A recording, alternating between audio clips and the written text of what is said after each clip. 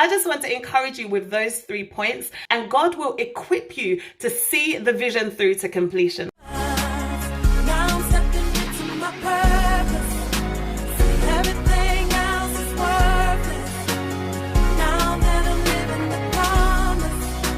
Hello and welcome to my YouTube channel, Dual Purpose. If this is your first time here, my name is Latoya, and Dual Purpose is home of all things faith, inspiration, gospel music, and entrepreneurship. If this is not your first time, thank you for coming back. I really appreciate your support. And I just wanted to say, I don't know if you've had a chance to check out my recent video where I share my 2020 vision board. If you haven't checked it out, there's a link in the description of this video, and I think you should check it out because I share with you my vision for my personal life, my ministry, and my businesses as well. So hopefully you'll find some inspiration to create your own vision board, or at least set some goals that you are ready to achieve in 2020.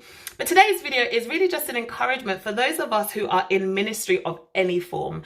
And I was reading the book of Nehemiah this morning, Nehemiah chapter 2, from verses 11 through to the end of the chapter. And as I was reading it, the Lord began to really speak to me about what I was reading. And I just felt that there were 3 main points that I could come on here and encourage you with. So in that chapter, we see that the Lord had laid it on Nehemiah's heart to rebuild the wall that had been broken down. And in this chapter, we see that Nehemiah snuck out during the night with a few trusted men, and he went to go and check out the wall that the Lord had laid on his heart to rebuild.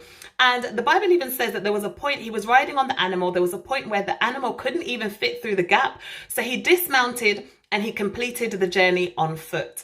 And we read later in the chapter as well that there were 3 men who rose up against Nehemiah when he came back, and he told the people that the Lord wants him to rebuild the wall. And the children of Israel were in full support. And then the Bible talks about 3 men that rose up against him. They laughed at him, they mocked him.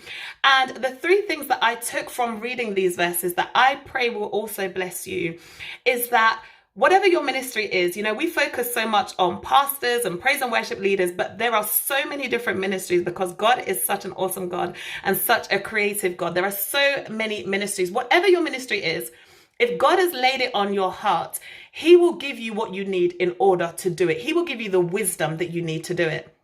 And what I really loved is that God had given Nehemiah this burden, but Nehemiah took it upon himself to go and have a look at his assignment. He took it upon himself to go out there and see exactly what it is that the Lord was really trying to show him so that he could fully understand his assignment, fully understand what God was asking him to do and what would be required in order to achieve it. And the other thing that I took from these verses is that when you get ready to really flow in your ministry, when you get ready to really do what God has called you to do, people will rise up against you. People will mock you. People may not understand why you're doing what you're doing. But as long as you know that your assignment is from God, your ministry is from God, go ahead and do that thing that He's called you to do.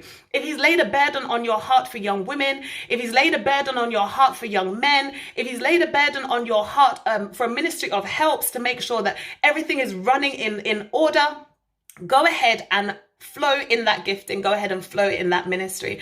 And no matter who comes against you, what I want to say is don't spend time arguing with them. Nehemiah didn't spend time arguing with them.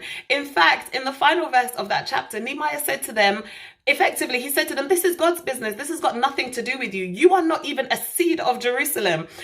So people will have something to say when they have no right to say anything. Anyway, let me not go too far with that, but I just want to encourage you with those 3 points, and I pray that you will be blessed. I pray that you will grab your ministry with both hands and that you will run your race well. God will give you the wisdom to do what you need to do, and God will equip you to see the vision through to completion. So thank you so much for watching. If you haven't subscribed, go ahead and subscribe if you're interested in faith, inspiration, gospel music, and entrepreneurship, and I'll see you on the next one. Bye.